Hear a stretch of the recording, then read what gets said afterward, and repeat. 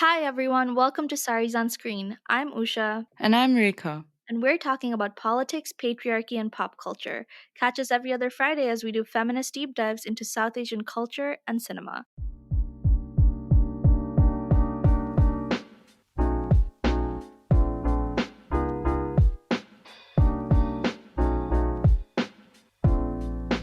Welcome back, everyone. We're so excited to have you here with us today on another Saucy Deep Dive. And as you probably know, our saucy deep dives are more of a casual look into some of the much talked about and very well loved and sometimes very infamous movies from all over South Asia. Yeah, and like sometimes we might miss like some good, like picks for these. And so like we're always looking forward to your recommendations. So Absolutely. yeah, like absolutely hit us up on our socials. We're at Saris on Screen everywhere. Or you can always email us. We're team at sarisonscreen.com. And I think one of the most interesting and fun aspects of doing these deep dives is actually seeing how all of these movies that we've grown up with fare on our sauce meter, which is our in house intersectional feminist film rating system, which is Yeah. based on a critical perspective of our media. Yeah, no, like it's a mouthful, but we try to do our best with it. It's up on our blog. But, like speaking, like of the movies, like, like there are a lot of movies that like definitely surprised us. I think like third person singular number from our Hmm. like second deep dive. I was very surprised when we saw it. You should check out that episode. But, some movies are before we even start. So like, like there's no salvaging some of these. But yeah, no, like we all of the reviews are always up on our blog, and they're up in episodes too. Like, yeah. I mean, speaking of movies that were though, I mean, obviously we're just kidding, but we do try to take a very like unbiased and like prep a clean slate before we watch any of our movies. Yeah, no, we try to have a clean slate. It's, hard because, it was extra hard for me on this one specifically because Rekha's never watched it, so she's got a clean slate on this. But we watched Mohabbatein. If you haven't seen the episode cover, that is what we've watched for this episode, and it was a treat. Yeah, I think, I mean, I'm kind of like pleasantly pleased that I didn't watch this movie. I mean, I obviously had enough like cultural context to know what it was Yeah, and I feel about. like it's a blessing in disguise that you like missed it. Like who knew, you wouldn't know like if you had to like do a podcast in like 15 years, 20 years like after Oh my this came out. gosh. Yeah. But But yeah, I mean, I feel like watching Mohabbatein also made me realize, and I think this is something we talked about even in our last episode, that like, Shah Rukh Khan movies are like the gold standard of romance in Bollywood. And like, the more I watch all of these movies as an adult, I'm just like, this is not what I want romance to be like, I think. Like, yeah. No, I also like you like I feel like as someone who grew up like a Shah Rukh Khan fan, like I think it's just very like I mean partially sometimes I feel like this podcast is just a good excuse to like force like Rekha to watch all these like movies. But yeah, no, before we get into it, I think like we do have to like talk about the fact that like Rekha I don't think is ever a Shah Rukh Khan fan. While I yeah. I think like diligently watched every Shah Rukh Khan movie up till 2011. Yeah, no, we'll definitely have a very balanced take on this, if we've got, fans who are like on either sides of the Shah Rukh Khan aisle. But yeah. The Shah Rukh Khan aisle. Yeah. It is what it is. I think people have very strong feelings about Shah Rukh Khan. You either like him or you don't. Um, but True, yeah, no, yeah. like I think like before we start, we should gloss over like why we chose this movie. Mhm. A, because our audience loves to hate Shah Rukh Khan movies, and B, our last episode was on non-consent, which significantly more grimmer than how we're going to be taken on this episode. But this movie is like a primer on how Bollywood just completely glorifies it. I think like it's like the epitome of like essentially like everything bad about like Bollywood packed into one movie. Like Yeah, and I mean, like, is this like fun to watch? Does it have like really nice music? Absolutely. But Also, did it have really questionable and really problematic Yeah. moments? Also, yeah. And I Yeah, mean, no. I think we should probably do a synopsis for anyone who maybe Yeah. hasn't watched this movie Yeah. like I me. don't think we could ever recommend like you like have to watch this. You really You don't. Like you probably shouldn't. Like, yeah, you probably it's shouldn't. also Like like save yourself like 3.5 hours long. So, yeah, like, no. just that I as think it a was the caveat. longest movie that we've seen for this like show. But Yeah, yeah, it was a no. lot. Yeah, no, but yeah, the synopsis. So this movie is set in Gurukul, which again, like the Raichan Palace of Kabhi Khushi Kabhi Gum, is the England part of India. And it's like I really love the reverse colonization on this. You know, like we see all these like English palaces, and like whenever I see English palaces now, I'm just like, yeah, they're homes of Indian billionaires or like schools for creepy man children. That is it. This is canon. Like it's nothing else. Like fuck the English, they've been claimed by India now. Like And yeah, Gurukul is like this boarding school basically run by this super supposedly authoritarian Amitabh Bachchan called Narayan Shankar. And the school, like the tagline of Gurukul is like literally Parampara Pratishtha Anushasan, which is like tradition, status, and discipline. So, I mean, you can imagine what this movie is made of. And basically, yeah. it's all the things that make Amitabh Bachchan's characters go like really wild for the Yeah, plot. yeah, because like he's been done this like parampara thing in like multiple movies. I think it's just like he's been typecast as the like tradition dude at this point. But like Yeah, also I for think real. that's not like a coincidence because he's imagery is very reminiscent of a certain fasci head of state who will not be named. And I kind of wonder if it happened the other way around, if this person like just like fashioned themselves after Amitabh Bachchan's like tradition I character. actually wouldn't be surprised Yeah, because it's right. very like it gave me weird like flashbacks. Like watching this Hmm. movie gave me Yeah, weird and we like don't want to be flashbacks. banned as an like we don't want to be like super not yeah, super not gonna name anyone. yeah, We're no just one. We're talking about just like nobody, obviously. we're talking Um, about a hypothetical person. hypothetical country, Genovia, princess. We're talking about Anne Hathaway of sorry, what's her name? Mia Thermopolis of Mia Genovia, Thermopolis. the fasci head of state who reminds us of Amitabh Bachchan. But yeah, I think that for the general synopsis of the movie is set in the extended Shah Rukh Khan universe where a Larka and Larky can never be friends. Like, that is the rule. Obviously. Like, that is the That's the base. rule. If there's world building in Shah Rukh Khan movies, that is the first rule. Like, it's like, you want to focus on how the world was built, this, that, whatnot, religion, लड़का और wisdom. लड़की No. कभी दोस्त नहीं बन Yeah, सकते. that is the only rule of the universe. And so yeah, so like Shah Rukh Khan's character, his name is Aryan Raj. I think he has a last name. I honestly didn't register what it Mm. was. Like Aryan, and it's Raj Aryan. is it Yeah. Raj Aryan? Okay, Yeah, sorry, my bad. Shah Rukh Khan. Shah Rukh Khan has to be Raj or Rahul. Like, that's Yeah, the other no, rule. yeah, yeah, no. Like, so Shah Rukh Khan comes out. His name is Raj Aryan, and he's essentially just a Malhotra. oh yeah, Malhotra. But like we don't know this yet. Like it's like a Yeah. plot point. We'll get to it. Yeah.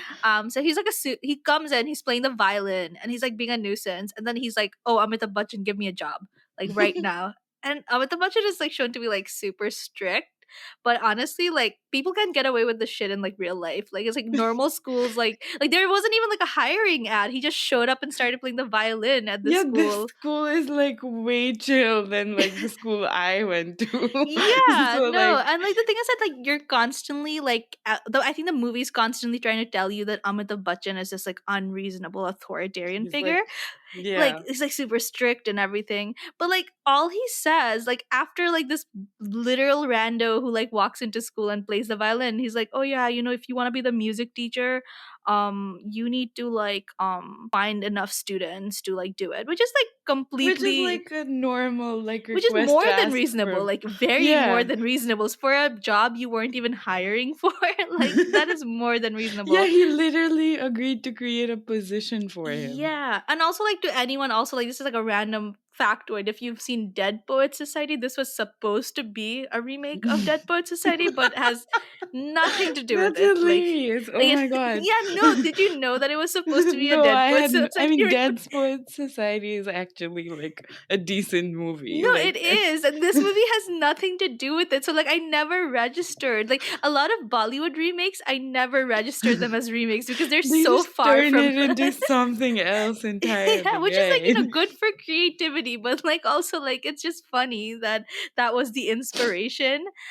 So yeah, like Dead Poet Society, he essentially like, has built a relationship with these like students at this like Mhm. school, college, university thing. Like we're never clarified on what this is and why they And like how old these people are, yeah. yeah, no, because like, and I think it's relevant. Like, their age should be relevant because I think that's the difference between this movie being like 100 times creepy versus 1,000 times creepy. Like, I think that's a very important like distinction. Yeah, no, so like Shah Rukh Khan finds these three dumb kids who like he then starts grooming to be as problematic as he is, and essentially we have these like Ken and Barbie sets of like three. So yeah, our first like introduction, our first love story introduction is with like Samir and Sanjana. And this is actually probably the only like kind of valid crush in this movie, which is still kind of creepy. So Samir and Sanjana basically are like childhood friends, and Samir Mhm. has been like crushing on her for like 7, 8 years or like Yeah. a decade or something, and they Yeah. haven't met, like, mind you, they haven't met in like Yeah, and he all of carries this around a time. photo of her in his like Y- pocket for some reason. Yeah, Always he looks at it. carries Like it around everywhere. He he's just like, like a mega incel. Like that's what he is. Like essentially. yeah, and also like it's so weird. Like when he meets her, like he's literally carrying around her photo in the marketplace near his school. Like he's Yeah. expecting her to just show up. And also, if you've been looking at this photo for like 7 years, do you need it to like recognize this person?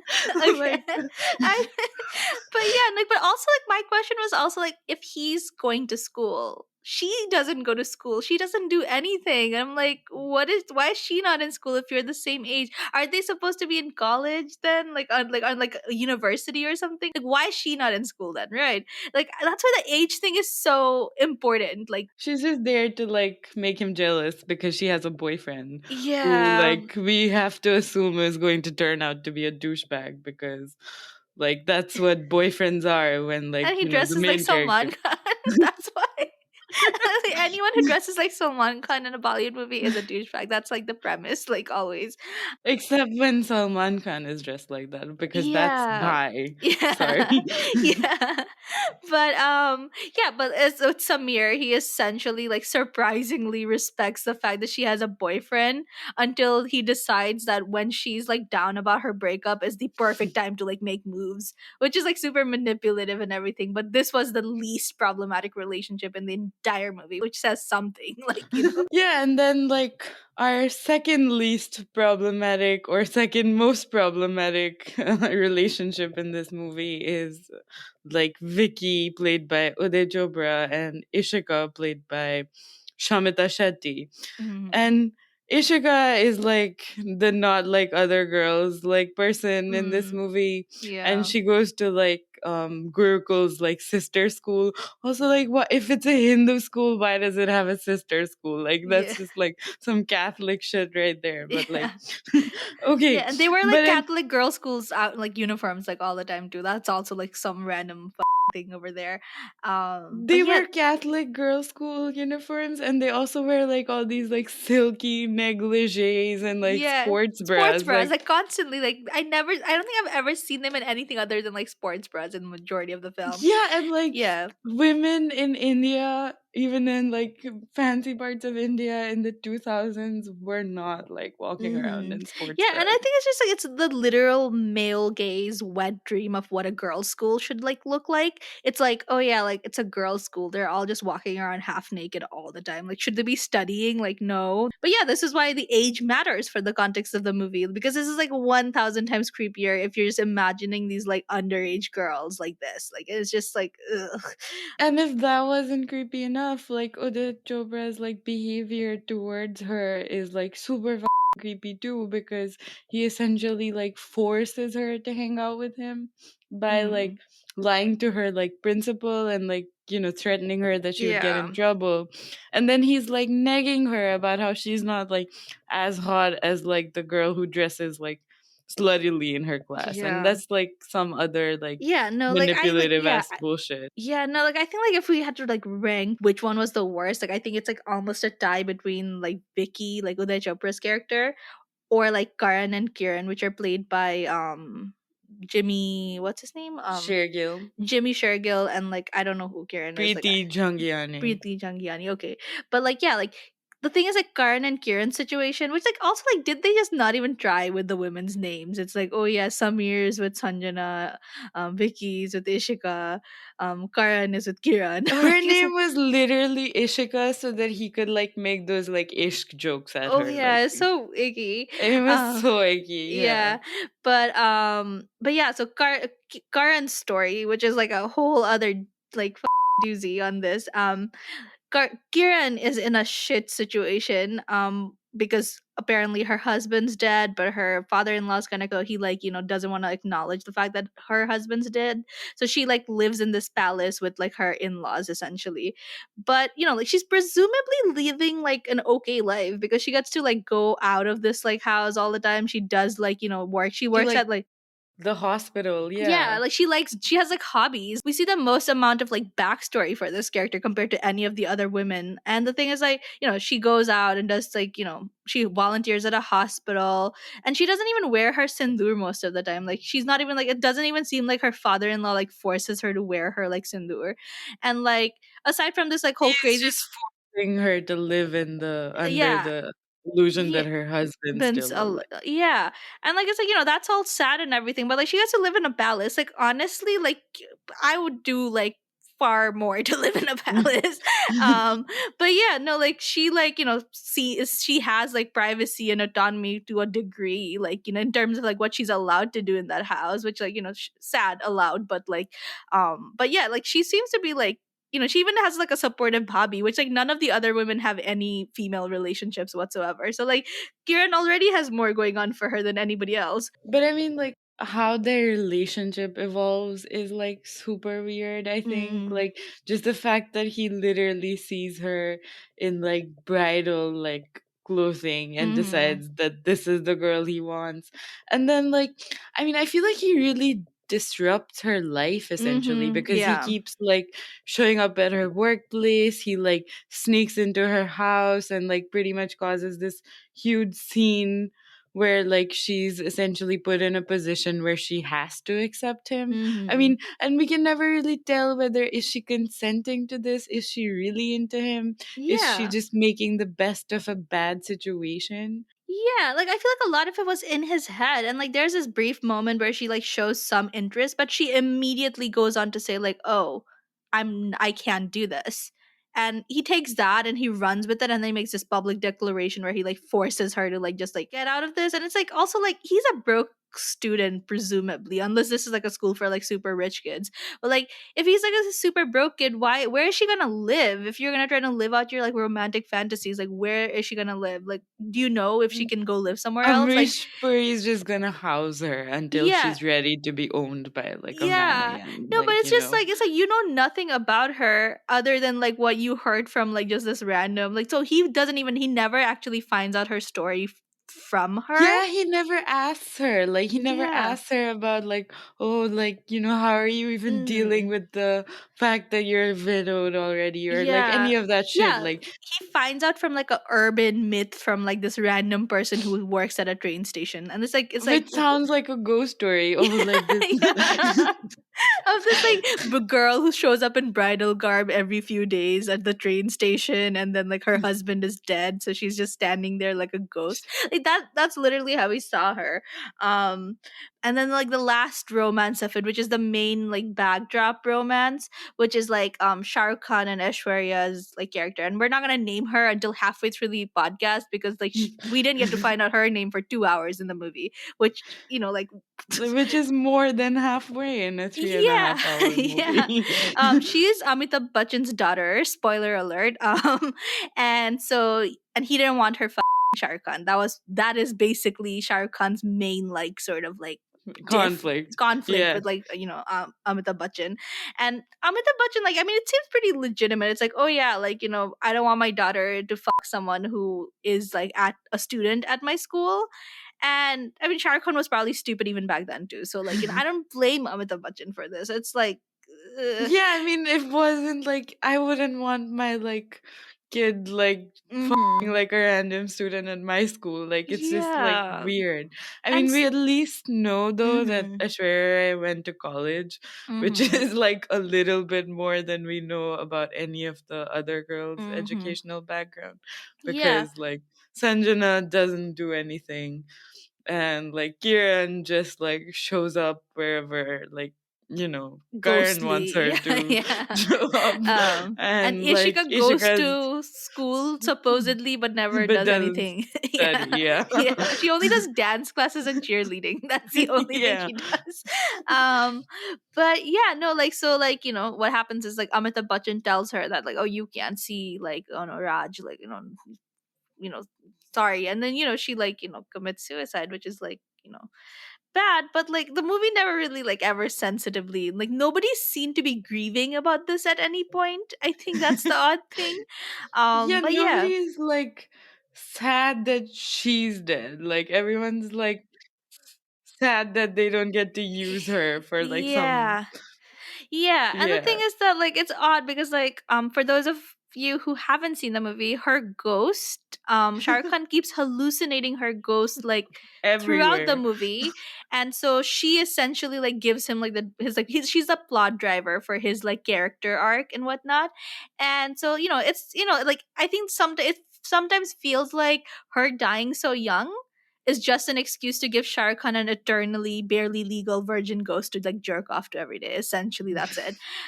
That's Um, what it seems like. I mean, he gets like full ownership, yeah, right? she never Like in this talks. She barely ever talks, even in she ghost has form. one dialogue, I think, and Yeah, that's like at the end, like when like yeah, shit is getting like real, like yeah. pretty much. Yeah, no. And the thing is that the movie is basically Shah Rukh Khan egging on these like really dumbass, like pervy like boys to violate the consent of any woman they like, like remotely come near. And he's like, oh, you need to win them over. And it's like, ugh, like, Which is again like the same idea we've been like, grappling with like these past couple of episodes. Like, why does winning over need to happen when someone has like denied yeah. you? Like, Yeah, winning over is a literal the idea of winning over in itself is just this violation of consent, right? It's like, oh yeah, like somebody's saying no, but that means that you have to keep being persistent until they say yes. And like that is like the idea of winning over in its premise lies in disrespecting someone's like autonomy. Um yeah, and all of this like grooming and creepiness that Shah Rukh Khan is like perpetuating is essentially some like bizarre sort of need to like break this Gurukul rule of don't fall in love so that he can like avenge his own love story in some yeah. vicarious way. Yeah, no, it's just like this dick measuring contest because it's barely ever about Aishwarya. It's always just like, oh yeah, like It's I about will. male ego, the Yeah, it's about clash of the male ego. yeah, it's like, oh, your values were bad, my values are good, and I don't even know, like, and the thing is, like, that's like a fine conflict, but then it's like it's so dumb, so it never gains the momentum that I think like it needs to gain for it to achieve anything. And the thing is, like, we see Amitabh Bachchan like go like full umbrage and be like, like, oh yeah, no, doors will be locked after 8 o'clock, no more like music, fuck you all, but like it's like also he just wants these kids to like study and like Study. like not harass women, like, so I don't blame him. Like, frankly, Amitabh Bachchan was doing society a favor in that movie. um Seriously, these kids like, and he was about to like expel these kids basically mhm, because they're like breaking rules and being like general creeps. And like I mhm. honestly wish he'd expelled them because like they needed to like be taught like a lesson in like not harassing people. Yeah, all menaces to society. And the thing is that like it's like the movie ends with like Shah Rukh Khan, like when the kids are about to get expelled, Shah Rukh Khan begs Amitabh Bachchan for forgiveness, and like it's like, oh, Foreshadowing for K3G. K3G, yeah. And like he's like, oh yeah, forgive me for the kids. And Amitabh Bachchan is like super hype about this because he's like, oh yeah, like fuck you, SRK, like I won. And then SRK is like, no bitch, I won because now you have horny problematic kids in your like ethnic supremacist school. It's like And so then like Amitabh Bachchan like is so like shook by this that he like does like a whole like 180, and then they're both sad, and then they're both like, oh shit, this dick measuring was so pointless because Aishwarya is still dead. yeah, And we're like sad. we're sad because we spent like 3 hours of our lives on this shit. Like I think I've spent like 8 hours on this movie, and I think that depresses me more. Like I've watched it like so many times. I don't know why I was allowed to watch this as a 6 year old, as I think oh many my people in god. the subcontinent was. Like I was Probably literally like were, yeah. 5 or 6 when it finally got to like Bangladeshi TV or Oh my whatever. god. But Like like, just do people remember like when like there'd be like movies coming out and then like it would take years before it got on TV because of all the licensing issues and whatnot. oh But yeah, yeah, no for sure. that thing aside, so the movie essentially ends with Amitabh Bachchan getting the son that he actually really wanted and not like a daughter, and so Yeah, everybody this gets was a all like, oh, I just want like a son actually. Like having a yeah. daughter was really shitty. Yeah, no, and so everyone gets a happily ever after, and I'm assuming like Shah Rukh Khan essentially gets like to inherit Gurukul. I don't really understand how Gurukul works. Is it like Amitabh Bachchan's like pet project? Is there a board of trustees? I don't really know. I mean, they Um, don't even seem to have like teachers there, to be honest. yeah, Like, no, like where are all the teachers? Like, what is this school? But like, why also are like, these kids all unsupervised? Like, yeah, no, it's like we literally see no other teacher other than like Amitabh Bachchan and Shah Rukh Khan. But like this whole school is really like fucky. Like if you just think about it, like it's this like super Hogwartsy like place because they hmm. don't like it's this giant mansion. But it's like if it was Hogwarts but just for like parampara and sanskar and like Hindi language and Hindu supremacy instead of like magic. Like so like a bummer Hogwarts. Yeah, um and I'm just like, okay, if this is in England, part of India, why are they all speaking in like Hindi that like regular people don't even like understand? And they're yeah. like forced to pray and shit, and like I mean, Yeah. They're also doing like, like 10 hours of puja like every week. yeah, Like they're always doing arti or puja or some shit. And I'm just like, where are the minorities here? Like, do they even let Muslim kids like in? Are they banned? Like, what are yeah. the Muslim kids doing? Where are They're the non-Hindi speakers? Like what do they do? Like is this a school like exclusively for like just like a certain group of people who will not be named? Like um, is but this like for like, upper caste Hindu men? Like, essentially, is the yes, question we're Hindi asking here. speaking Hindu men. Like yeah, but yeah, no, like I think the real movie should have been Shah Rukh Khan coming in to teach them about diversity instead of love because I would have like watched that movie at least. they had too much love in their brains. Less love would be ideal. Like this school will benefit from less love in it. I mean, yeah, for like at least this version of like Yeah. dramatic love that they like wanted. Yeah. No, and I think like there's just so many like small problematic things that we just want to mention it and move on because like honestly there's just too many Oh problematic yeah. things in this movie. But first of all, like Uday Chopra always gets cast as this like creepy, like Yeah, super like he's never the pervasive, like main boundary hero. issues guy. Yeah, he's barely ever the main hero, and like I think like it's like this like problematic thing that we were talking about in the last movie with like Ranjana too. Like dark skinned men are shown to be like a lot more problematic in like when Hmm. they're cast in these like sort of movies that have more fair skinned men to be like more gentle or whatever, and it's just like it's very like creepy when like it keeps repeatedly happening, and this has an effect like IRL and like how people view like the colorism that ends up happening. Like these are all impacted. It's like vice versa over, and like it's like a feedback loop, right? Yeah, and South Asian colorism has like so many like aspects to it, right? It's like classism, it's casteism, it's also like North South hegemony. Mm-hmm. And Yeah. like, yeah, it's just feeding into all of those problematic Yeah. ideas. Yeah, and like I think like even there's like that too. Like on top of that, like the movie also did that thing where it's like, oh, we will have minorities speaking like a ethnic language, like but they'll be like just used for like comedic effect. Having Anupam Kher and Archana Puran Singh just there for like comedic value of like being Punjabi essentially. Mm-hmm. And we see this with like, Sikh like characters being there for just to be the butt of the joke or to sound Mm-hmm. funny. This is like a repeated like sort of trope that like early 2000s. It's a repeated like offensive thing that like Bollywood just does. And like I mean it's the same as like sometimes having like a someone from the south like just there to like talk funny like But there's this Instagram creator called the Neela Extract who like does a really good like infographic on it. And she talks about like how like, South Indians are always portrayed with these like certain like stereotypes, and they're always just very reductive and problematic in like just so many ways. And like, everybody should definitely check out like her page and her podcast too.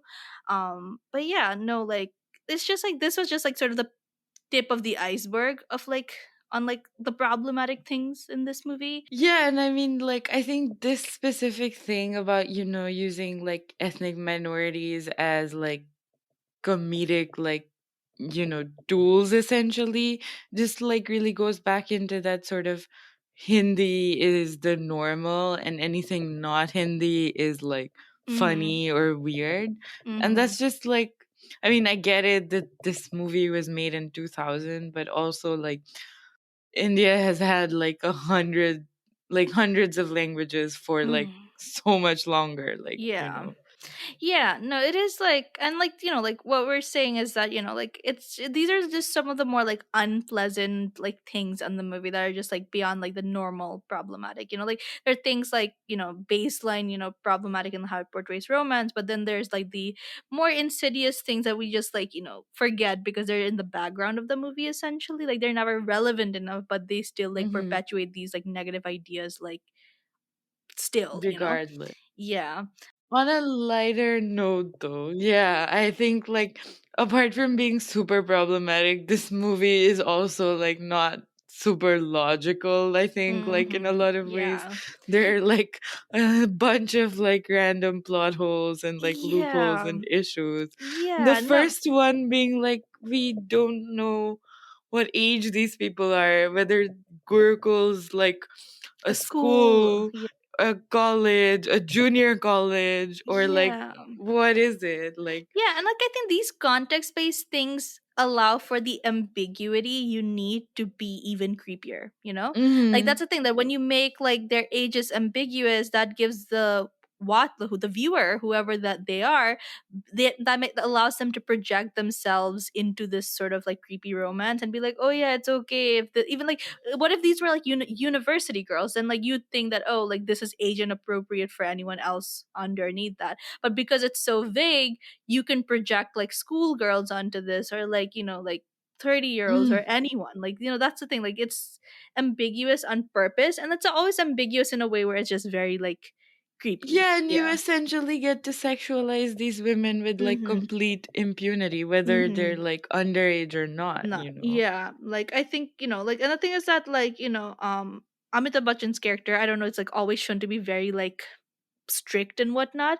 But He's like, like the villain, and like I'm just like, yeah. why? And like we're not trying to defend like fashy coded like characters here, but like the thing is that like I'd be fine with as like Shah Rukh Khan being the sort of like anti-authoritarian figure if he was doing something like, reasonable. But Shah Rukh Khan is constantly like, pressed about this like thing that happened to him when he was a teenager, and it's like, why are you trying? And like he constantly spends most of the movie just trying to like just like like Get back at get Amitabh back at Bachchan. Amitabh Bachchan, but also like he's constantly like trying to like push through his boundaries. Like Amitabh Bachchan seems like he's a very like person who likes to be alone, and Shah Rukh Khan Mhm. is constantly like violating his personal space like all the time. And it's like, and that's the thing, like consent doesn't just happen only in like romance or sex. Like consent is there for like in professional settings or like personal space or privacy. And Shah Rukh Khan is constantly like pushing the boundary with like Amitabh Bachchan, which like he doesn't seem comfortable with. And like anti-authoritarian messaging is like fine and great, but like the But this is premise such is like unsubstantial, like yeah. anti-authoritarian messaging. Like it just Yeah. like It was like, it was It dumb all yeah, rebellion, it like, almost makes Amitabh Bachchan seem more like reasonable at the end of the and day, and like I think that's like the empathizable. Yeah. empathizable, and I think that makes the movie worse because you're essentially empathizing with this like authoritarian whatever figure. Um, but yeah, no, and like also like the movie never really talks about like what is Shah Rukh Khan's qualifications or like how are these kids like suddenly all know like sheet music, like like how do they know sheet music, like or like, who's teaching them all these instruments? Shah Rukh Khan only plays like the violin, right? Yeah, and they all Um, have like banjos and like shit. yeah, Like they have like five yeah, different instruments. yeah. Like, No, like, and the thing is, just like, and also like we never also get to address like like the. I mean, I get it. Like, it's a more fantastical premise, so like we never know why everyone has palaces. Like even Kieran's family, like they're like her yeah, her grand. father-in-law is like a retired like army person. Like, Yeah, how is he affording like this mansion? Like, yeah, like what money, like Kieran. But like yeah, I mean I don't blame Kieran for wanting to like stay there. It's a very yeah, swanky for sure. house. But yeah, like and also like the girls' school. Like what is this girls' school? Why do they only do cheerleading and like sports and things? And like why are they always like why is the principal also the only teacher there? Like I get like I mean you have the budget to cast like 50 something girls to walk around in like negligees, but you don't have the get money to cast like five teachers, like honestly. Because um nobody wants to see like middle-aged women like yeah, fully clothed. yeah. But yeah, they also like celebrate holidays constantly. Like that's the only thing that they do in this. Like they're doing Holi, they're doing like dance day, they're doing like XYZ day. But like one of the holidays is literally like a holiday that Oh, glorifies like non-consent. They're like, oh, this is Rose Day. You can't say no on Rose Day. And it's like, what? oh my god. Yeah. And it's Fuck like this. and they're like, oh yeah, if I give you a yellow rose, you're my friend. If I give you a red rose, you're my like lover. And it's like maybe don't Yeah, and color you're code. essentially like asserting possession over like these Yeah. people, right? Like, No, yeah, it's so bad. And the thing is that like, like and they constantly like bitch about like, oh yeah, the school's so strict, the school's so strict. Like, how are they always getting out? Like these like like three kids, like yeah, they're why are they always always getting out? sneaking around like all the time. Yeah, like I mean they should have been locked up. Like they're a menace to society. They're a hazard to society.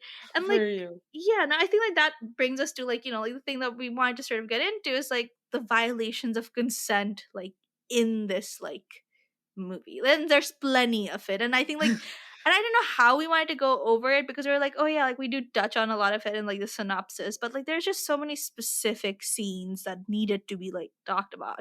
And so we want to rank them as awful it is, but we want to rank them by how awful they are. Yeah. Yep. So we'll um start with Vicky, I guess, mhm, like played by Uday Chopra. I think one of the really creepy scenes that I found like really mhm, uncomfortable to watch is like when he like forces Shamita Shetty to like hug him, and she's mm, like literally like trying to wriggle out of his like mm. grasp, and he's like not Yeah. letting go. Yeah, no, like he literally, I think there's a part where he like goes to her principal, tells the principal that, oh, I'm her cousin, like I'm here to see her. And then like the Shamita Shetty, like Ishika's character comes out and she's like, oh, like what are you like doing? I don't know you. And he's like, oh, like you have to hug me now.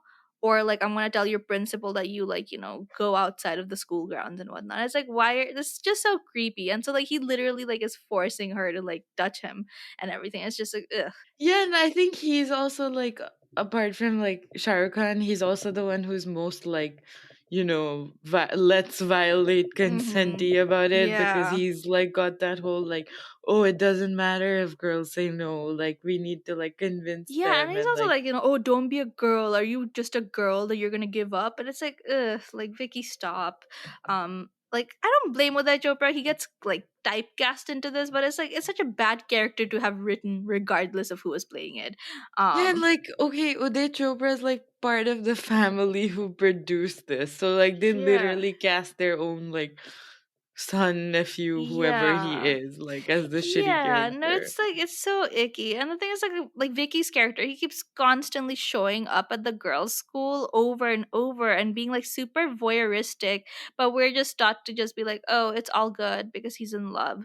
Like I don't even know if one of them was like an imaginary scene or something, but like we see him like literally like going into their dorm and just like Mm. pretending to be a guard and just like looking at all these girls who are just dressed Yeah, super scantily and yeah, everything. when they're trying to like go to bed or something. Again, like, and this is back to that whole thing that like men in like are in Bollywood movies like watching women when women Mhm. think they're like they have Yeah. privacy, you Yeah, know. no, there's literally I think a song sequence. I hope it was imaginary. It makes sense that it's imaginary where he's literally like right in her face while she's doing like her like, school things. Like, she's just like going like to bed and doing cheerleading and he's just like right up in her face. And it's like I get it, it's imaginary, but it's like that's what men think that they get to do when like they like someone, that they get to watch them all the time, right? Yeah, and Um like violate their like physical, emotional mhm. boundaries like that. Yeah. Yeah, no, and the thing is that the whole that relationship was like all about Uday Chopra being like, oh yeah, she's just putting up a fight, I just need to win her over. And it's just like it feels like that creepy premise of like it's all just a game, like you just have to win And it. like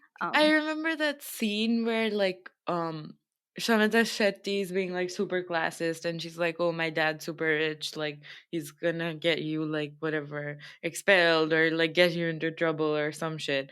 And like for him it's a game, so he thinks it's okay to like re-threaten her essentially and mhm. say like, oh, my dad's richer than your dad, like, and I mean he's lying, but also like, I mean, this just goes to show that like this is how courtship is Mhm. like, portrayed as this one upmanship where the man Mhm. has to win because like Yeah, no, it's odd. Like that whole and like I mean the entire thing is odd. Like his whole like the premise of this was odd, but like yeah, like I mean in like our next rating, and I think like we were like debating between like if Karan and Vicky were like creepy. I think Vicky's relationship having no other substance other than being creepy makes it the mm, worst one. that's But true. Karan's one, I think we got a little more backstory, so I feel like it's like somewhat just marginally better than like Vicky's story, like in terms of like whatever. But I mean, I think Karan's violations of consent were almost like worse than Vicky's, because like he literally sees like Kiran in like bridal garb the first time he sees her, and he's like, oh yeah, I need to like get in on this. And it's like can you not respect the literal visual markers of like her boundaries? Yeah, and I mean, like obviously, like like these markers of being married, like the sindoor, the Mangal Sutra, and all of those like things are like super patriarchal in themselves. I think the reason she keeps going to like the railway station is like somewhat like based on like Karwa Chauth or something. She wants to see her husband for Mm-hmm. Karwa Chauth, which is also like really problematic. But also like, I mean, this literally means that she's not available and Mm-hmm. something that Karan just completely doesn't get. But I Yeah. also like hate how she's, she's positioned as the pure wife and like her Mm-hmm. husband's left her before like they even so she's Mm. like super like virginal and pure and Mm-hmm. like it's really disgustingly Yeah. sexualized and Yeah, just no. gross. And I think like it's just odd that like he like I mean we were saying that like he never learns her story from her. Hears from somebody else. So she's literally not even given a voice in like getting to tell her story. And I think I don't know if it's before, I can't remember if it's before he finds out her story, but he keeps cutting his hands on this piece of like glass Mm-hmm. or a broken window at the children's hospital, which is like that's a safety hazard. But like he keeps cutting himself over and over to like get her to like nurse him like back or whatever. It's like ugh, like it's just like, and it's just that thing. Like I think what makes it creepy is like in the movie it could be just dumb, but it's not dumb, because like a lot of the times in South Asia we'll see this. Like I literally remember in my school there'd be this guy who like made this girl so uncomfortable because he carved out like her name in his like arm, and Yeah, like with the she compass. yeah, the Yeah. compass, or like some like some dumb like school like material. But like he just cut himself, and then like he's like, oh yeah, I cut myself, this is a public declaration, you have to accept me now. And it's just Yeah, like and it's essentially holding this person ransom through like, yeah, harming yourself. self, Like, yeah. And like the thing is like it's like very common, and it's like considered like a romantic gesture for some reason, right? And it's just very disturbing. and we saw um it like in Ranjana too, right? Like mhm. with like Dhanush's character, like constantly threatening that he's gonna cut his like slit his wrists Mhm. because Sonam Yeah. Kapoor's not into him. Like, Yeah, no, and I think that the thing is that, like, he never asks her, like, "Oh, do you, like, wanna be with your husband? Do you wanna live with this family?" Like, nothing, like, there's barely any, like, either he's just like, "Oh, I like her, that's good enough for me." Like, there's never any conversation. In fact, she, like, calls him out multiple times that, like, "Dude, like, you saw that I'm married, why are you still pursuing this?"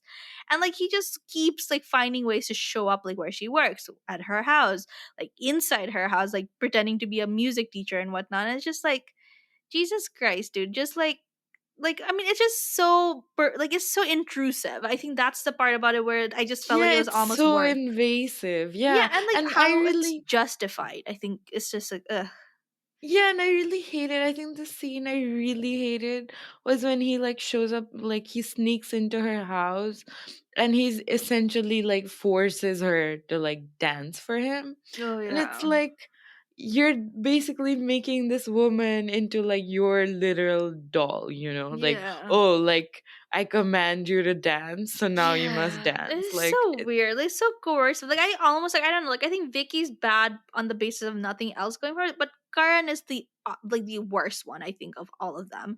And like the thing is that like I sometimes I just felt like, oh, like I think she looks at him with interest like in one vague moment, but then like like that's all that happens. And I'm just like, maybe she just needed a vibrator, and like she would have like honestly been over this like like after that, like but like literally like she's never expressed any interest in him, and he like literally like risks her shelter and livelihood over it, like just like, oh, I like you and know this is like a real fear, right? This is why like South Asian women are essentially told to never make eye contact with like hmm any strange men, because yeah. like even making eye contact could be like, oh, now you're interested, so this person now has hmm license to harass you, you know? Yeah, pretty much. And I think like, like this is why Samir like wins on the creepy boys race, because like Samir at least, was knew He at this least person knew supposed her, yeah, yeah. somewhat he knew her family.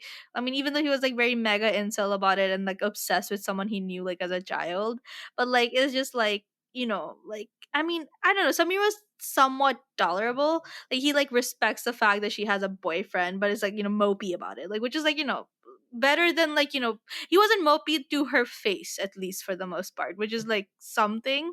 But like he never really pulls his like hat out of the game. Like he's always like right there. He's like, oh, I'm just gonna wait for the As soon moment. as I get my Yeah, chance, yeah. yeah.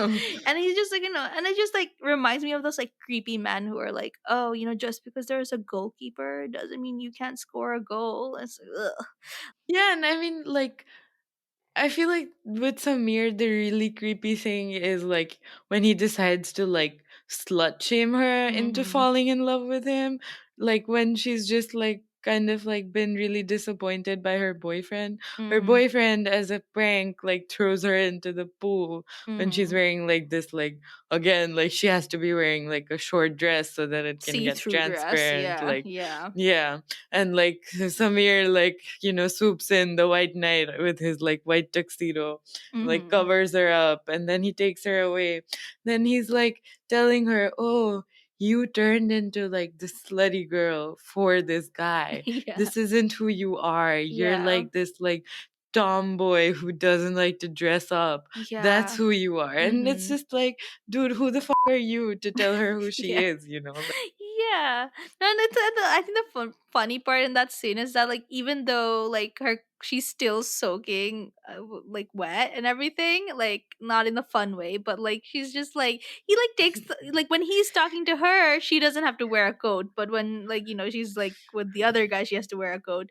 But like it's like that's the thing. It's like, oh, be slutty, but only for me, obviously. Like and it's like okay, but like I think like what you're saying is also like true. It's like he's literally like mansplaining her feelings to her. It's like, this the one man in my life who mm, shows me like yeah, bare minimum yeah, I'm empathy. sorry So for friend zoning you. Like my fault. I'm just a dumb slut trope. Like what would I know? How could thank you for figuring out my feelings for thanks for me. telling me that I'm in love with you. How would I have Yeah. known Yeah, it's otherwise? like totally not manipulative at all. But no, I think like we're giving him a little more credit. I think he was a little like he was always like doing creepy things where it's like, oh yeah, like I like you, you know, like even when she was dating someone. So like I'm gonna take a little bit of credit away from Samir. Um, No, he was super creepy. I mean, imagine, mhm. wouldn't you be creeped out if you found out someone you knew at the age of Yeah. 10 was like carrying a picture of you around? Like, I I would would be like call the really cops. creeped out. Like I would Yeah, call the for cops. real. Like, that would be Yeah, so that sounds like creepy. something out of like Criminal Minds. Like it's like concerning. Speaking of something that should have been probably investigated better. Mm.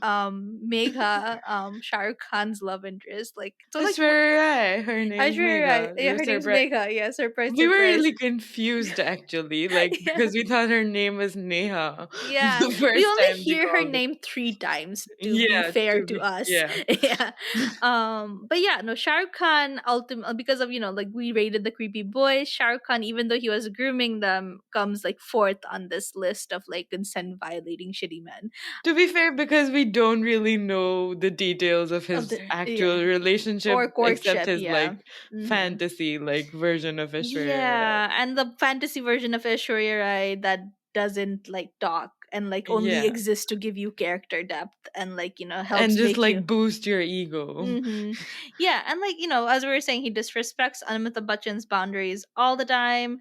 But like he's the man, all that jazz. That's his whole arc. But it's like, but like it's always like, but like, in terms of like like just that basic violations of like professional consent aside, it's like like it's so creepy how this is like supposedly an adult man who, again, this is why knowing the age of the characters is important, because he's Mm. constantly giving all these like really creepy advice to supposedly high schoolers, right? Or college Yeah, people or I mean, this university is what people. he's like teaching the next generation, regardless of how old they are. Like, he's Yeah. grooming the next generation Mm-hmm. of harassy, creepy men. Yeah. He's like, oh, you're just gonna give up on them because they said no, or they're married, or they have boyfriends. Your love isn't real. Work harder, like, hustle for your love. And it's like, like Shah Rukh Khan's character is literally like an MLM for love. Like, that's what he is. Like, and the things like with like the consent in terms of his love interest, like Aishwarya Rai's character literally doesn't have a voice. And she's like, this like young girl who's a fantasy in his head, and he owns her there, right? Nobody else can ever have her. And like I think that's like the ultimate non-consent fantasy, that like you have this girl and she can never say no. That's it. And like Yeah. even her like real life version can never say no anymore because she's dead, Yeah. Yeah, and like on the Shwari Rai front, the other thing that I found really creepy, which I guess brings us to like our least creepy man, who is like surprise, surprise, Amitabh Bachchan, is like the weird, like really uncomfortable tension between Aishwarya Rai and like Mm-hmm. Amitabh Bachchan that they keep showing when like Yeah. he's like being like a dad to her and Mm-hmm. like yeah, it's all like weirdly like she's like doing puja and like making food for him and it's like weirdly like oh like because my wife is dead like my daughter's like effectively my wife kind of Yeah, like and I feel like all of it is creepier when you contextualize it with the whole like obsessive like back. This is the background like Bollywood rumors of the time, but like Amitabh Bachchan was supposedly super obsessed with making Aishwarya Rai like a Bachchan family member, and like ultimately it's just like that's just coded for like, oh, he wanted to fuck Aishwarya, but he was too like old to like reasonably be seen with her. So like he made sure that his son, who was just super mediocre compared to like what Ashwarya was at that time, like he essentially figured out a way to like get Ashwarya into the family and then like kill her career. Like, and I think yeah that's and what makes it like like creepier, like, knowing that context. and it's Um, really creepy how many like how obsessed people are with the idea of like Amitabh and Aishwarya like like it's gross but like the amount of like chat about it like I actually just like decided to read up on these rumors a little yeah. bit and like from Quora like threads to like like India Times like Mm-hmm. articles everyone back then was pretty much obsessed with like this salacious like thing and like Yeah.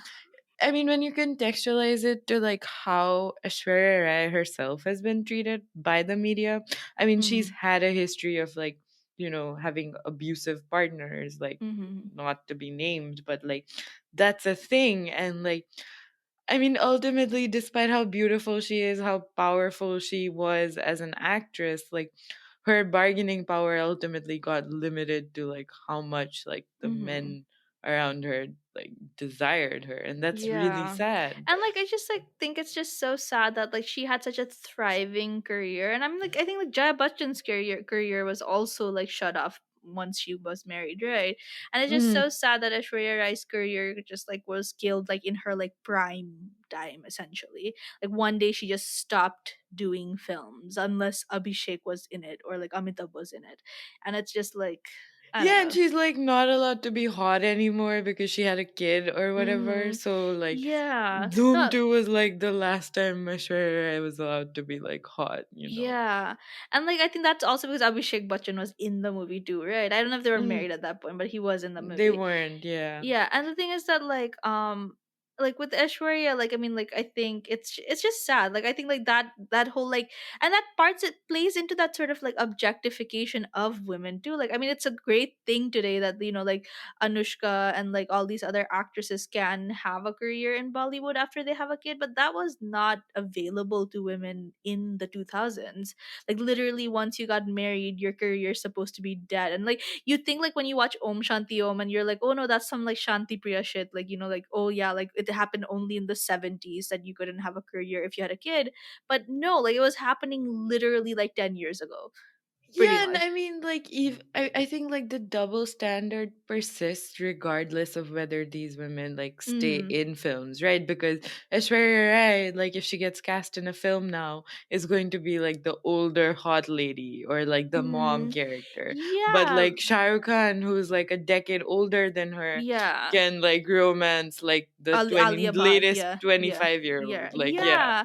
No, like I was like, what? There was this recent movie where Akshay Kumar is like playing like the lead, and he's like his love interest in the movie is this 21-year-old, I don't know who, and Lara Dutt, who's like 7 years younger than him, is playing Oh like the girl's mother. Oh my god. Like Yeah, it's I like mean like what? literally 10, 15 years ago Akshay Kumar was like romancing Lara Dutt. So Yeah. No, it's so creepy. And like I think that plays into that sort of like one dimensional, shitty, reductive portrayal of women, right? That women are only hot if they do XYZ. Women are not hot if they do like ABC. Like, that is it. Like you're only allowed to see women in this super like just one dimensional way where it's and I think that we see that with this movie too. Like, and like just all Bollywood, like and how it has a super negative impact, right? Because like you are unable to see women as being substantial like human beings with like multiple facets to their like lives. You only mm. see them as like just like, oh yeah, she's a slut if she wears a jeans or like if she's wearing like hanging out with like boys or whatever. But like otherwise it's like, oh, she's a mom, she's a MILF in certain conditions, but in other conditions she's just desexualized completely. And it's like, yeah, it's weird. Like And I think we like see also that that one dimensionality with the women characters in this mhm. movie. Like Yeah. Megha like isn't even given dimensions for that Yeah. matter. She's like voiceless. Like, I mean, she has the face of Aishwarya Rai, but she has no personality. She's Yeah. like literally Yeah. a ghost whose name we don't know for like the first two Yeah. hours of the movie. Yeah. And like they had plenty of times to mention her. Like it's a very long movie for no Yeah, reason. he hallucinates her like at least 10 times before he like says her name, like Yeah. ever. And she's only like just a like sort of like character just to sort of like give precedence to their like dick measuring contest, and that's it. Like that is pretty much her only role. Megha's not even a person for the most part. Like Megha doesn't exist in this story. We get some backstory, but it's mostly not even about her. Some backstory. Yeah, it's never about her. Like their fight isn't about her. It's about Mm. like Shah Rukh Khan being like, "Oh yeah, you kicked me out of school. I'm here to avenge Mm-hmm. you," and Yeah. Amitabh Bachchan being like, "Oh, how dare you fuck my daughter? Like she belongs to me or whatever." Yeah, no, I think like on the other end, I think like we have like the girls for the like the younger student boys and whatnot, and like we have like like I feel like if we want to like solely go by like, and it's hard to rank that way, like with this because like we have Kieran. she's given backstory but no personality. Like the few moments we see her emote is to talk about how she has responsibilities that prevent her from dating Karan, and it always sounds like a job like description, like more than like a actual like, oh yeah, like I a person, fully fledged person, don't like you for this reason, or like I don't think she owes Karan a reason, but it's like it always feels like she's just repeatedly saying something and is not being heard, and I think that makes it worse. Yeah, and I think like I mean we talked about this I think when we were watching the movie. Like her character literally, you know how like Megan Fox talked about her character in like the Transformers was just like sometimes her character was just supposed to be hot. And like I feel like Kieran's character is just supposed to be like sexy sanskari wife. Like, Hmm. like the Yeah. pure virginal, like unfucked bride, like just Yeah. waiting for Karen to like swoop in and like Yeah, no, I think it's really creepy because it's like a really minor thing in the movie, but I noticed that how like her nephew supposedly by marriage, instead of calling her Chachi, calls her Didi. And it's like, mhm. isn't that convenient though? Like you get to have this girl, and like the movie simultaneously like, makes her Yeah, you're conveniently making her accessible. single all of a Yeah. sudden. Yeah. Yeah. And the thing is that, even though she is somewhat more autonomous than any of the other girls, because the other girls, I don't think we get to ever see them like do anything other than like anything other than men. And the thing is that, she's allowed to, she clearly has like side hobbies. Like she gets to be pretend to be a ghost near a train station sometimes and whatnot. But it's like, and it's like, we all want to feel like a main character. Like I don't blame Kieran. Like her life's pretty shitty. But the thing is that like, Karen respects, I think of all the women who are disrespected, Kieran is the most disrespected because Mhm. like he literally like just, I mean, we talked about this, like he literally has no respect for like what she wants or whatnot. The only person I think we ever see like ask like the question like, oh Kieran, what do you want, is like her Bobby, and that's it. Like That was no. the one moment of like woman to woman empathy Yeah. that we see in this movie Yeah, or also. woman to woman conversation. I don't think Oh any yeah. of the women ever talk to any other women, right? Mhm. And it's like, like I just don't understand like how Karen like literally is like, oh yeah, my declaration means more than like how you're gonna find shelter after this. Like you literally know nothing about her life and you think you love her and that's good enough. How do you love someone you don't even know, right? And you don't even know like what she does or where is she gonna live. Like you have no concern for her well-being. Yeah, and I think like, Sanjana's character, and I forget who the actress is, but like Sanjana who's like what's Samir's love interest. Mm-hmm. She's kind of like I guess the middle ground where she's shown to have a little bit of backstory and a little bit of personality, but also like her personality is made to like, make it easy for her to fall in love with Samir. Mm-hmm. So like that's still like a Yeah. thing. Like her I mom's think passed away. She has to, live with her dad that she's mean to. But like also her dad's supposedly creepy too because he has to woo someone for like 6 months. But you're right, like nothing to that backstory is ever seen in her personality. Like it's always just like, oh yeah, this is a person. This is her backstory. Now she's dating a douchebag. Now she'll date Samir. Like, Yeah, I think the only positive thing about her character is that like we at least see that she has like other interactions that mm, aren't like Samir. mm-hmm. And like I mean we also see like some like I guess like they tried with the character development when like she's like feeling insecure about her relationship. But again, that's like convenient because Samir needs to like swoop in and like Yeah. yeah. Yeah, and she's also one of the only characters in this like imaginary town who is forced to walk around in skimpy clothes regardless of weather or context or anything. Like it's just so weird. Like other than the girls' school girls, like she's the only like town folk that we see, and Yeah, she's she's just constant. always like scantily clad, and why is this Yeah. happening if she's like going to the market, like and like Yeah, no, like and it feels very like gross sometimes in this movie. I think like the amount of like it's like I'm not like slut shaming these women or anything or the premise or like women can dress however they want, but it just seems plot convenient that these women who don't get to have personalities get to show their racks all the time. Like like yeah, like um they need to be hypersexualized and mhm. like just have no like semblance of Yeah. autonomy because that's how like men like it, Mm-hmm.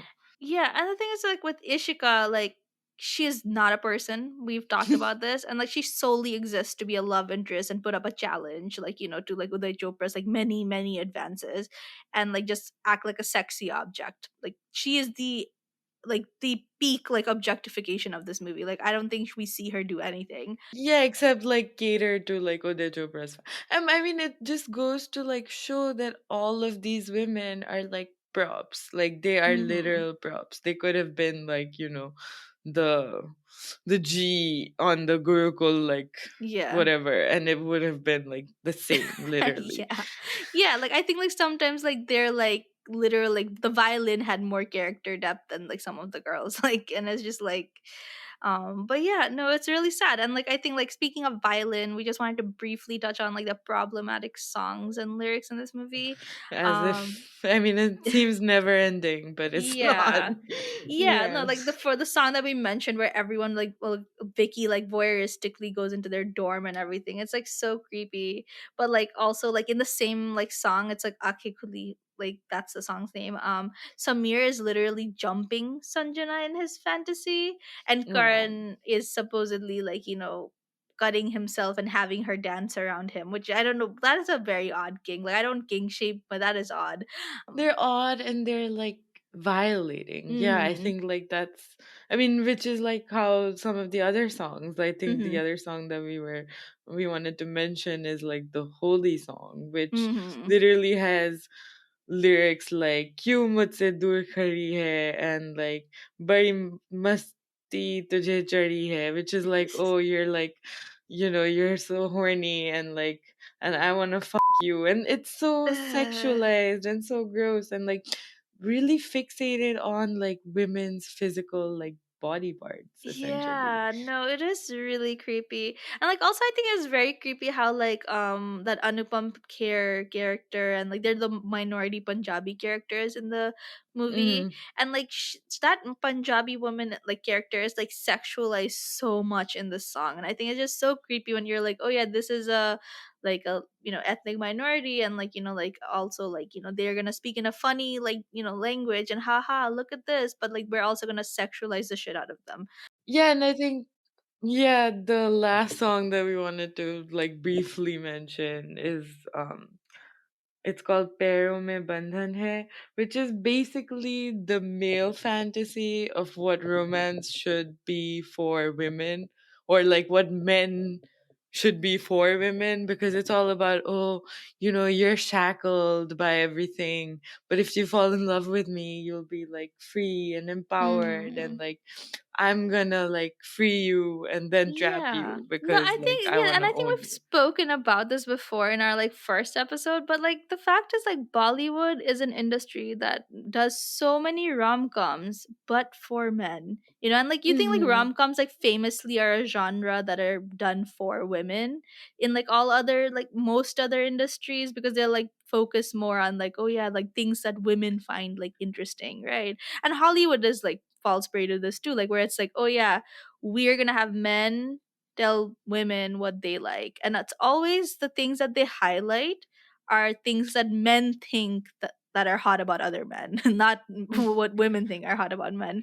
So it's just funny that like Bollywood does like such sexist rom-coms essentially that are just like so focused on the male fantasy, which makes it disturbing, because if the male fantasy is violating your consent constantly, that's a very very sad reality for the rest of us who have to live in South Asia.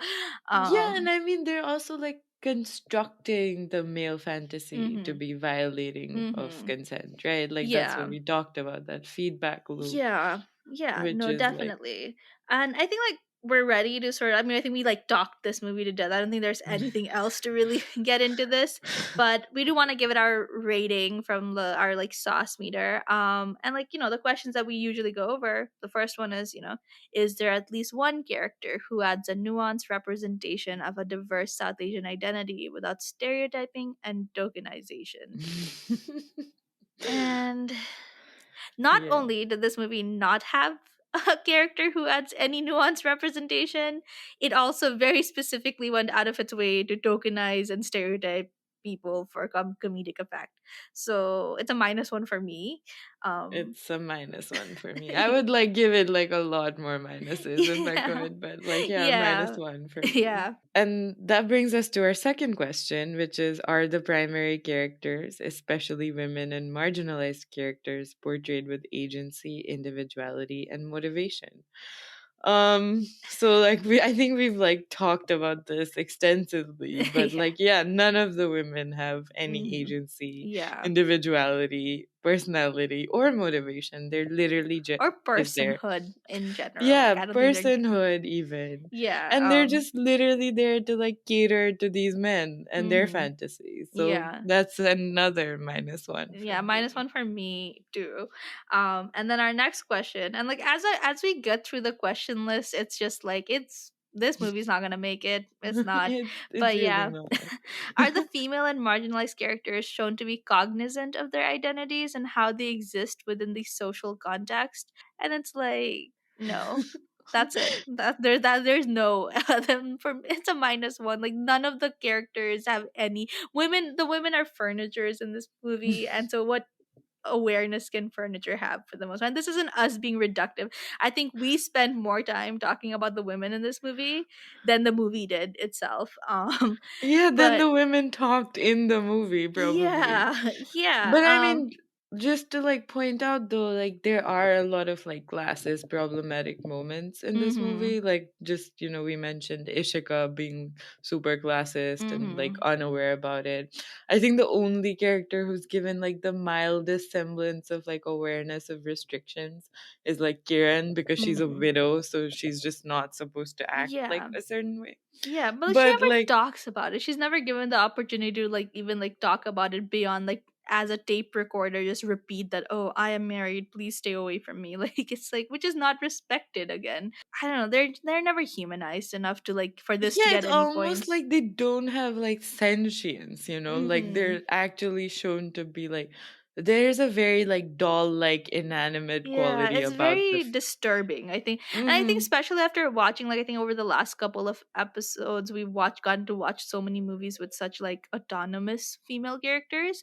Like I think mm-hmm. it's very disturbing to have to go back to seeing like these like very like even like K3G I think had like at least animated like women in it, you Yeah, know? who had like some semblance of like individuality, Yeah. Which just goes Mm, to show Yash Johar's nepotism baby is much better than Yash Chopra's nepotism baby in like movie making. But clearly. yeah. I think that's like a -1 again Yeah, for both of -1 us. for me as well. Yeah. Which brings us to like our fourth and second last question, which is, do women and marginalized characters have meaningful relationships with each other?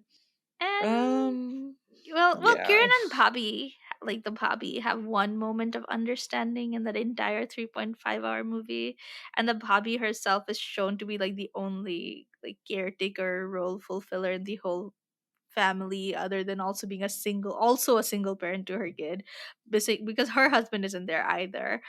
So it's Yeah. essentially these two wifeys who are taking care of the father-in-law. But I mean we see like her being like somewhat nice to Kieran, like or Mm-hmm. like is acknowledging of Kieran's like sort of like sympathizing with Kieran, and like I want to give it, it's not good enough because of how completely minor a character she is. But like I'm gonna give it a -0.5 because I do have to dock points for like how none of the other women have any relationship with anyone else other than men.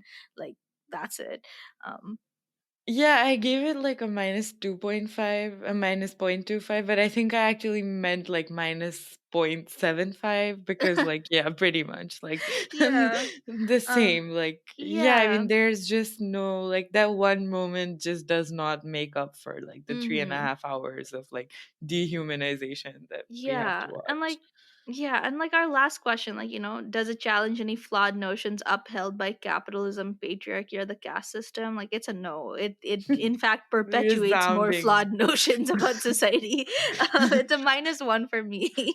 Yeah, um I'd literally give it like -9,000 if I could, but like since our like scale limits yeah. us to -1, we'll go Yeah, with that. -1. But like yeah, like the movie ends up at a -4.5 for me and -4.75 for Rekha. America. And the thing is that This is I don't probably like the worst a movie has ever ever done got. on. Yeah. No, I like was questioning like, oh, should we like how does our like score system work? Because we allowed minus scores before, but like now that we allow minus scores in some movies, this movie deserves all the minus scores that it got. Like all the negative scores that it got, it deserves it. But it's just like it's gonna make for bad social media graphics. That's what I'm bummed about. But yeah, no, this was like such an adventure. Like, I don't It know if was this is a a great ride, it was a yeah. ride. Honestly, a lot less entertainment value now that my brain is fully developed and I'm no longer 6 years old. But yeah, I mean, like K3G is like objectively like fun to watch. At least it's entertaining, Mm-hmm. even though it's like a lot. And this movie like dragged on like forever. Like I was just, I think by the end of it, I was like really confused about where they're even gonna go. And then they Mm-hmm. just wrapped it up, and you're like, wait, why did I just spend 3 hours on this then? Yeah, it's just so dumb. And I think like more than dumb, I think it exemplified everything we talked about in the last episode, like Bollywood and its romanticization of non-consent, the glorification of non-consent, and like this culture of having to win people when they express like disinterest or like say no. Is this like this is all like part of the broader like rape culture in South Asia, right? Like this whole idea of like, oh, that any woman who says no, they just need to be convinced, you just need to come back over and over and over and over, and or like threaten her with acid or do something like, like this is just this like this complete like this complete negating of like this woman's agency and her ability to say no. Like Mm, it's essentially establishing like all these situations where consent can be coerced and should be mm. coerced. Like that's what you're teaching people. Yeah, and all of these one-dimensional like representations of women just mean that like that's how women are seen by like all men, or Mhm. most men. And that's why like most men won't acknowledge like a woman saying no to them, because like aren't women just there to fulfill your fantasies? If you Mhm. looked at her, that means she's yours now, Because, like, I mean, the way, like, Ishika's character is presented in this movie, it's like, oh, why is she dressed like a slut if she, like, isn't interested? Mhm. That's like the implication, because obviously Yeah. she's interested. Yeah, and like we see this all the time IRL too. Like we're talking about it, like oh, if like in Bangladesh we'd see like oh, like this girl obviously she got raped because she wasn't wearing a hijab, and these reductive portrayals have like this greater consequence in society, right? Like when you can't view women as people or human beings and only as objects to be won, you're equally as likely to blame like the victims of sexual assault and violence because that's the only way that you can view women, like in this super one-dimensional way. Yeah, and I think this inability to humanize women, or the constant dehumanization of women, and this is even worse for like marginalized communities. I mean, this perpetuates this rape culture even further until Mm-hmm. like that's our entire idea of courtship and romance is like this warped version of rape culture. Mm-hmm. Yeah, and I think like this like dehumanization is sort of like the baseline of why it's so hard to talk about rape culture in our societies to begin with. Like all things related to sex is considered dirty, which makes any conversation about this like a no go. Like how can you start to talk about this with anyone, right?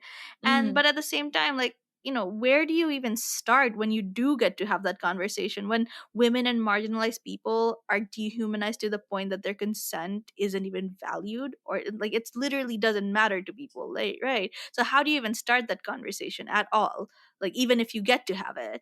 Yeah, and I think, I mean, it's definitely like a lot to think about. And obviously, we need to actively be cautious of these portrayals that like seem fun and easy entertainment. But like this kind of impact that this has, not just on the media, but on like everyday like reality for women, is like devastating and just brutal, right? Mm-hmm. Like we're not trying to bum you all about watching a movie for fun or whatever, but I think like it's probably a good thing that movies have changed significantly from the year 2000, which is when Mohabbatein came out. But there's still always problematic ones that'll slip through the cracks and everything. I mean, many more than we'd like, but we're Obviously. probably headed in a good direction if that's any like consolation, but it's still a long Not way to go. really, but yeah, we'll Like, it's a take long it. way to go, like a very long way to go. um yeah, I mean, like, I think compared to the 2000s, it's Yeah. marginally better. But Marginally. yeah, with that, we just wanted to thank you all for tuning into this episode of Saris on Screen, and we're available anywhere that podcasts are platformed. Make sure to subscribe, rate us, and drop us some feedback on our socials. Your support helps us immensely. And also drop us recommendations for any movie you'd like for us to tackle in the next deep dive. We'll be back in 2 weeks with our next episode discussing purity and rape culture and how it's aggravated by our media. See you next time. Bye.